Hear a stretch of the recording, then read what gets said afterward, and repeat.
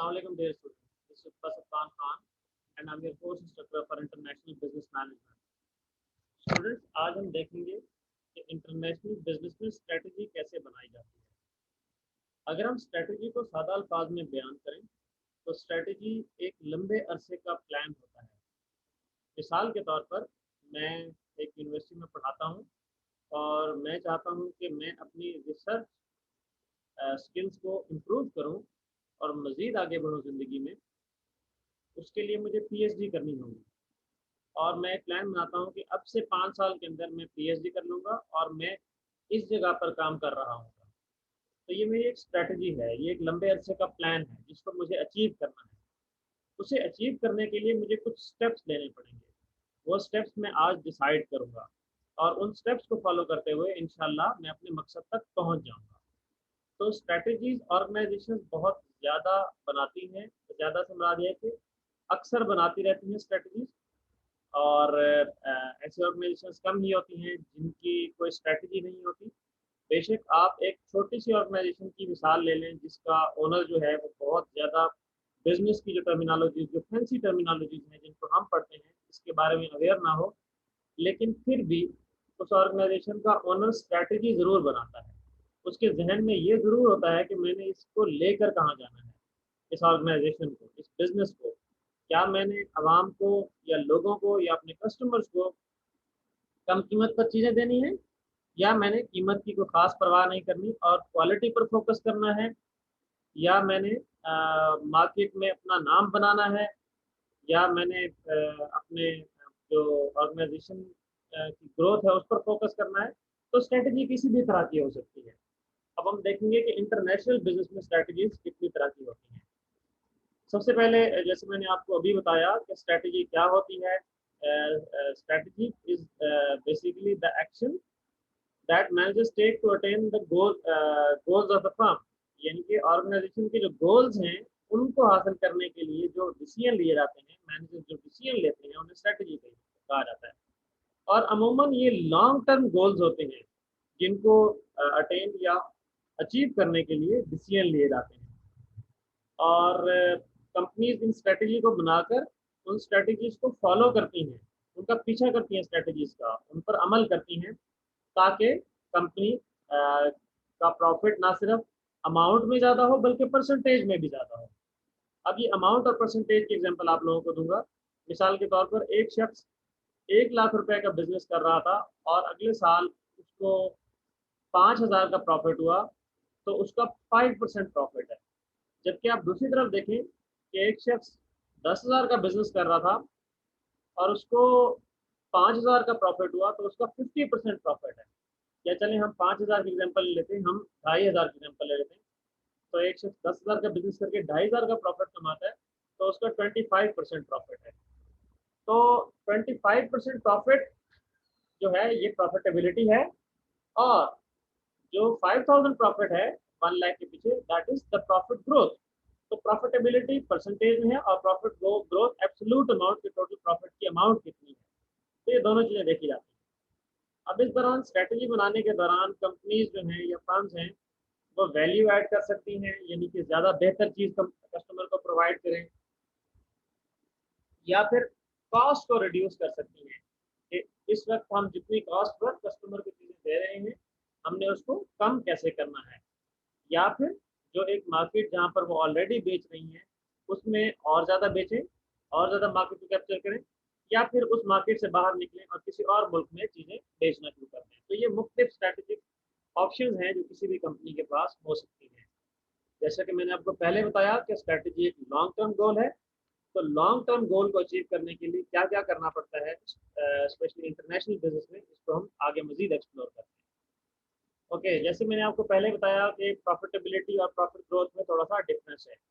अगर हम एक कंपनी की टोटल कीमत की बात करें या वैल्यू की बात करें, कि उस कंपनी की टोटल वैल्यू कितनी है, कितनी कीमत है। मिसाल के तौर पर कहा जाता है कि एप्पल दुनिया की सबसे महंगी कंपनी है और इसकी कीमत शायद $1 ट्रिलियन तक पहुंच चुकी है, यानी 1,000 बिलियन डॉलर। तो इस तरह किसी भी कंपनी की वैल्यू होती है कि ये कारोबार है, इस कारोबार की इस वक्त वैल्यू 50 लाख बनती है, 20 लाख है, 10 लाख है, 50,000 है, कोई भी वैल्यू हो सकती है उस कारोबार की। उसमें दो चीज़ें देखी जाती हैं। एक तो यह है कि परसेंटेज में हमारा प्रॉफिट कितना बढ़ रहा है, हर महीने हम अपने प्रॉफिट को 5% या 10% बढ़ा रहे हैं। और दूसरा ये देखना होता है कि हमारा प्रॉफिट की अमाउंट कितनी बढ़ रही है। यानी हमने वैसे तो 10% प्रॉफिट बढ़ाया, लेकिन वो 10% बहुत छोटी अमाउंट बनी, तो उसको प्रॉफिट ग्रोथ कहेंगे, जो अमाउंट होगी। अच्छा, अब अगर हम उसकी परसेंटेज के लिहाज से देख लें तो हमें सबसे पहले तो कॉस्ट को कम करना पड़ेगा ताकि हमारी परसेंटेज बढ़े। मिसाल के तौर पर मैं पिज़्ज़ा बेचता हूँ, मैं पिज़्ज़ा 300 का बेचता हूँ, मुझे 220 का पड़ता है।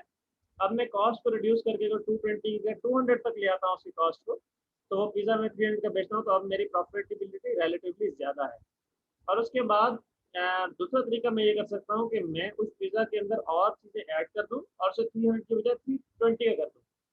यानी मैं 20 रुपीज़ कॉस्ट रिड्यूस करने के बजाय 20 रुपीज़ उसकी प्राइस रेज कर दूँ। तो ये दूसरा तरीका है, ऑफकोर्स वैल्यू ऐड करने के बाद। क्योंकि अगर हम वैल्यू ऐड किए बगैर प्राइस रेज करेंगे तो ये हमारे लिए नुकसानदेह भी साबित हो सकता है मार्केट में। ओके, अब हम प्रॉफिट ग्रोथ की बात करते हैं, जिसमें एब्सोल्यूट प्रॉफिट है, यानी अमाउंट कितनी हमारी प्रॉफिट की बढ़ रही है। तो उसमें हम देखते हैं जो हमारी एग्जिस्टिंग मार्केट्स है उसमें हम और ज़्यादा चीज़ें बेचें, एक ये तरीका है। या फिर हम बिल्कुल नई मार्केट में एंटर हो जाएं। हम नई मार्केट में एंटर होंगे तो ऑफकोर्स हमारे कस्टमर्स बढ़ेंगे, और या फिर पुरानी मार्केट में भी हम जो है वो ज़्यादा चीज़ें बेचेंगे, तो उससे हमारी ओवरऑल प्रॉफिट ग्रोथ में इजाफा होगा। ओके, अब हम देखते हैं कि वैल्यू कैसे क्रिएट की जाती है। जैसे मैंने आपको अभी पिछले पेज पर बताया कि वैल्यू ऐड करने का तरीका, वैल्यू ऐड करें और वैल्यू ऐड करने के बाद प्राइसेस इंक्रीज कर दें। अब वैल्यू क्रिएशन क्या है? बेसिकली वैल्यू क्रिएशन जो है that is the difference between V and C. Now what is V and C? If you move on to the next slide, जो वी है that is the value of a product to an average customer. कि एक customer हमारे product की कितनी importance देता है, कितना अच्छा समझता है, कितना बुरा समझता है। और जो सी है that is the cost of production, के टोटल कितनी कॉस्ट है जो उसकी प्रोडक्शन पर आई है। अब इसके दरमियान में एक चीज़ है जिसे प्राइस पर यूनिट कहते हैं। अब ये बहुत इंटरेस्टिंग बात है स्टूडेंट्स। मिसाल के तौर पर मैं अभी वही पिज़्ज़ा की मिसाल दोबारा दूँ। मैंने 220 रुपए का पिज़्ज़ा बनाया और मैंने उसे 300 का बेचा, लेकिन कस्टमर उसको वैल्यू ज़्यादा करता है। कस्टमर समझता है कि उसे शायद 350 की चीज़ मिली है। अब ये तीन लेवल्स आ जाएंगे। मैं मुझे कितना खर्चा हुआ पिज़्ज़ा बनाने में, मैंने कितने का बेचा, कस्टमर ने समझा कि उसे कितने की चीज़ मिली है, तो वो खुश हो गया। क्योंकि कस्टमर अगर 300 की चीज़ खरीदेगा और उसे लगेगा नहीं ये 250 का पिज़्ज़ा है और ये मुझे 300 का मिला है, तो कस्टमर दोबारा मेरे पास चीज़ खरीदने नहीं आएगा, या उसी बार ही शायद वो डिसीजन अपना चेंज कर ले और चीज़ ना खरीदे। तो इसलिए कस्टमर समझेगा कि ये चीज़ की वैल्यू ज़्यादा है, उसके लिए उसे थोड़े कम पैसे देने पड़ रहे हैं और उससे कम मेरी कॉस्ट लग रही है। अब इन तीन चीज़ों का डिफरेंस जो है दैट इज़ द वैल्यू। अब फर्म की वैल्यू क्या है? कि उसकी टोटल वैल्यू जो कस्टमर समझता है, और जो कॉस्ट मुझे पड़ी है, जो मैंने इनकर की है, जो जितना मुझे रॉ मटेरियल उस पिज़्ज़ा को का पड़ा है, और टोटल उसकी जो उसकी लेबर कॉस्ट वगैरह दूसरे चार्जेस मिलाकर जो मुझे कॉस्ट बेयर करनी पड़ी है। तो वी और सी का डिफरेंस जो है that is the value creation. और अब कंपनी कब ज़्यादा प्रॉफिट कमाती है? जब ज़्यादा वैल्यू बनाती है अपने कस्टमर के लिए और कम कॉस्ट पर करती है। यानी कस्टमर के माइंड में ज़्यादा वैल्यू हो और मुझे उसकी कॉस्ट कम से कम बेयर करनी पड़े। यानी मैं कस्टमर को ये रियलाइज करने में कामयाब कराने में कामयाब हो जाऊं कि आपको बहुत कमाल की चीज़ मिल रही है, लेकिन उसकी कॉस्ट मुझे कम पड़ रही है। तो ये एक इम्पॉर्टेंट बात है स्टूडेंट्स की, इस तरह से वैल्यू क्रिएट होती है। ओके, अब हम देखते हैं कि प्रॉफिट कैसे इंक्रीज होते हैं। प्रॉफिट दो तरीके से इंक्रीज होते हैं, या तो हम डिफ्रेंशिएट कर दें या लो कॉस्ट स्ट्रेटजी पर चले जाएं। लो कॉस्ट स्ट्रेटजी में बता दिया कि मैंने 220 का पिज़्ज़ा बनाया, 300 का बेचा, मैं उसे 170 तक ले आता हूँ अपने पिज़्ज़ा की कॉस्ट को। तो मैं लो कॉस्ट पर चला गया 170, अब मेरा प्रॉफिट 130 हो चुका है। या फिर मैं डिफ्रेंशिएशन पर आ जाऊँ कि मैं डिफरेंट टाइप्स के पिज़्ज़ा बनाना शुरू कर दूँ जिससे कस्टमर सेटिस्फाई हो और मेरी सेल्स बढ़ जाए। अच्छा, अब हमने देखना है कि अगर लॉन्ग रन में हम रिटर्न चाहते हैं और ज़्यादा रिटर्न चाहते हैं, तो हमें बेसिकली क्या पिक करना है?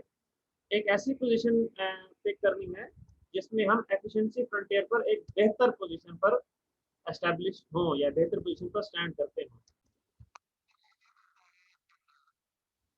अच्छा, अब हमने देखना है कि जो हमारी कंपनी ने, हमारी फर्म ने पैसा लगाया है, उस पैसे से हम ज़्यादा से ज़्यादा रिटर्न कैसे ले सकते हैं और लंबे अरसे तक कैसे ले सकते हैं। सबसे पहले हमने देखना है कि हमने एफिशिएंट होना है।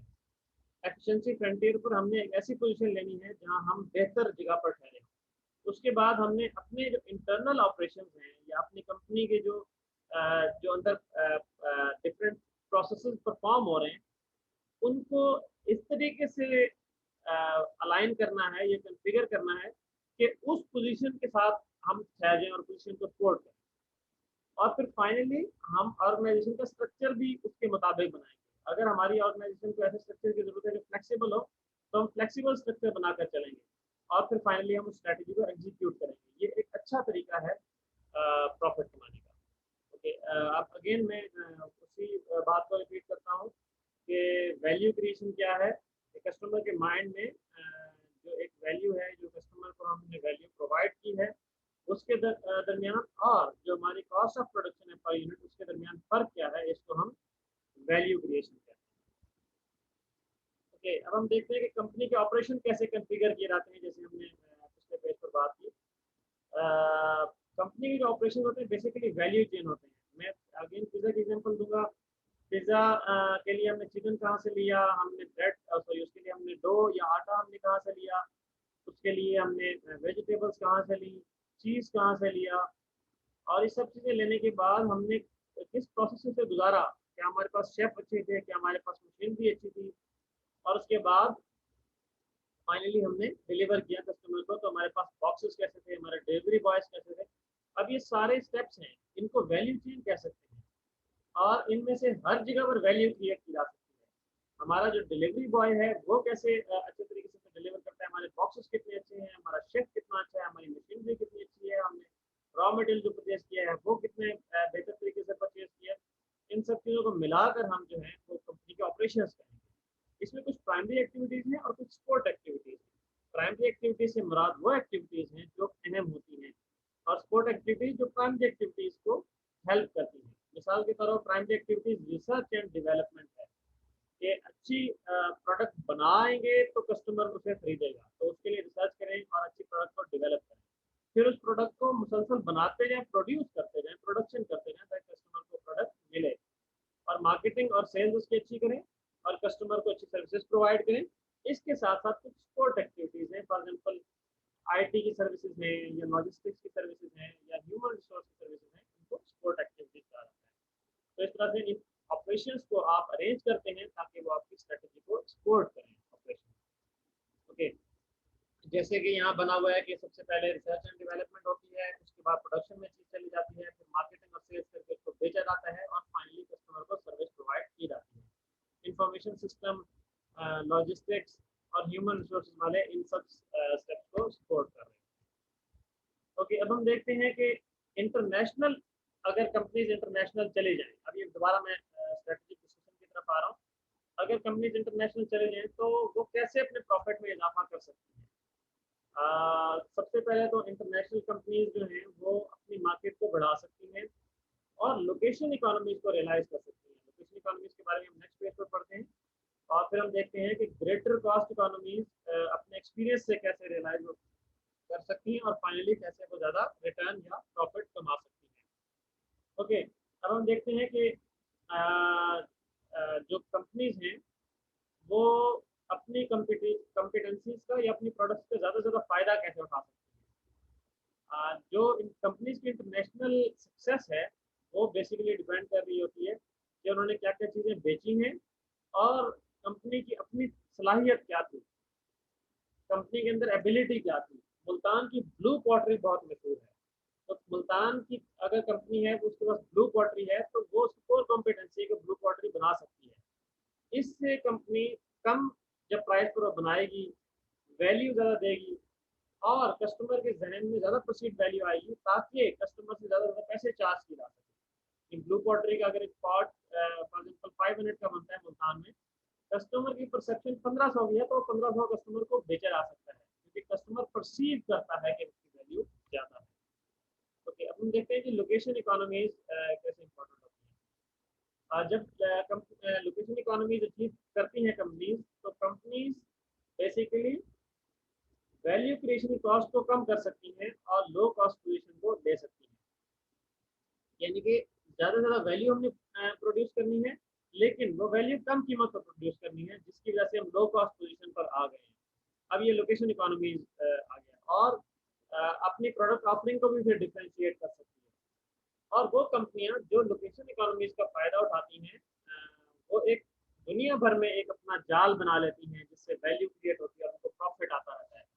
अगर पाकिस्तान में कंपनी सर्फ बनाती है या डिटर्जेंट बनाती है, और मैं सर्फ एक्सेल की बात नहीं कर रहा, मैं लो प्राइस के जो डिटर्जेंट्स उनकी बात कर रहा हूँ, तो अगर और उनको वो कम कीमत पर पाकिस्तान में अवेलेबल करती है, कम कीमत पर बनाती है, पाकिस्तान में अवेलेबल कर देती है, तो वो लो कॉस्ट पोजीशन पर ठहर जाती है, और उसकी वजह से वो ज़्यादा प्रॉफिटेबल हो सकती है और ज़्यादा अपना वैल्यू जनरेट कर सकती है।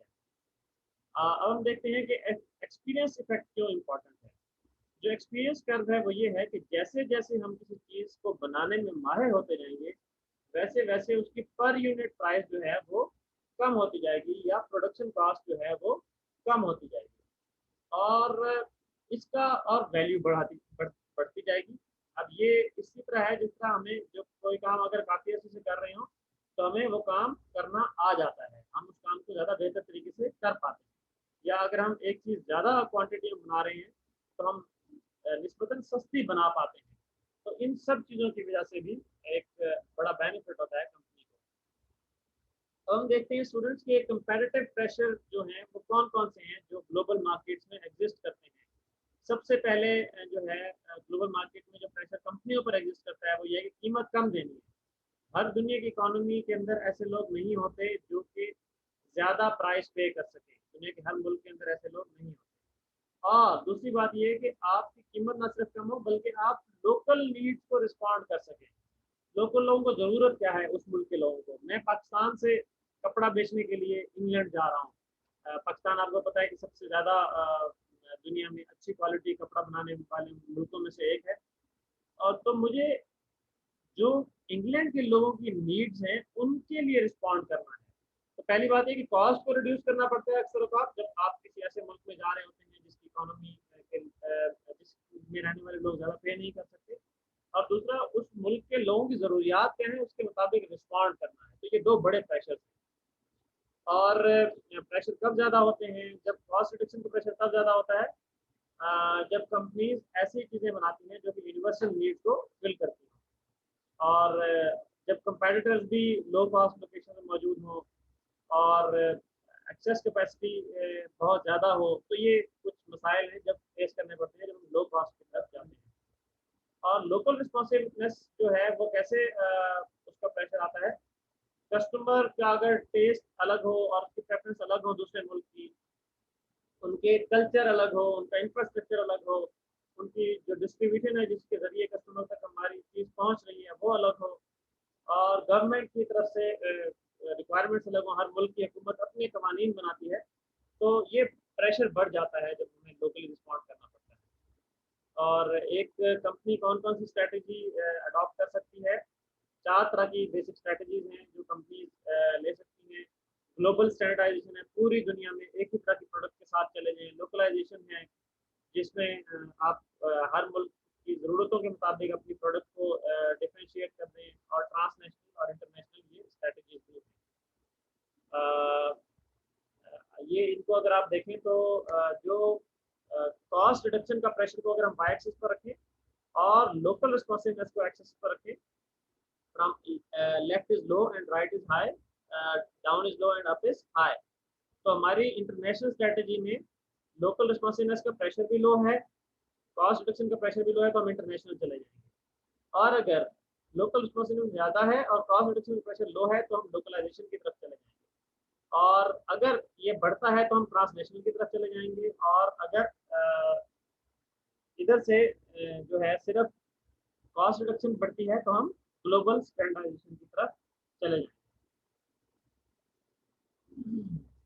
लेकिन जब कंपेटिटर्स हमारे आ जाते हैं मार्केट में, तो हम ये जो स्ट्रैटेजीज हैं इनको अडॉप्ट करना फ़ायदा मंद नहीं होता, इंटरनेशनल स्ट्रैटेजी को या लोकलाइजेशन स्ट्रैटेजी को। क्योंकि जैसे ही कंपेटिटर आता है तो हमारे ऊपर कॉस्ट रिडक्शन का प्रेशर बढ़ जाता है, तो लो कॉस्ट रिडक्शन प्रेशर वाली स्ट्रेटजी में हम नहीं जा सकते, बल्कि हमें हाई कॉस्ट रिडक्शन वाली स्ट्रेटजी में जाना पड़ता है। This was about today students. इंशाल्लाह नेक्स्ट वीक एक नए टॉपिक के साथ मुलाकात होगी।